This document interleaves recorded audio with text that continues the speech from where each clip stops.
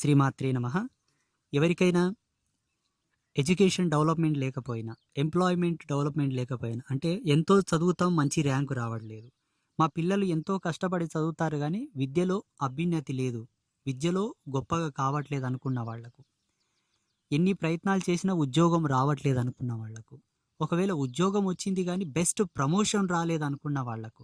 వీటిలో భాగంగా విదేశాలలోకి వెళ్ళి చదువుకుందామన్నా సక్సెస్ అవ్వట్లేదు. విదేశాలలో ఉద్యోగం చేద్దామన్నా అభివృద్ధి జరగట్లేదు.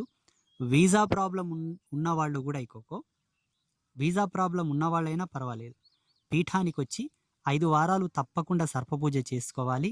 చేసుకున్న తర్వాత 5వ వారం ఒక తాయెత్తు, రక్ష, పగడంతాడు, అమ్మవారి లాకెట్ తీసుకొని ధరిస్తే తప్పకుండా విద్యలో రాణిస్తారు. ఉద్యోగం వచ్చేస్తుంది. ఉద్యోగం వచ్చిన తర్వాత సకాలంలో ప్రమోషన్స్ వస్తాయి.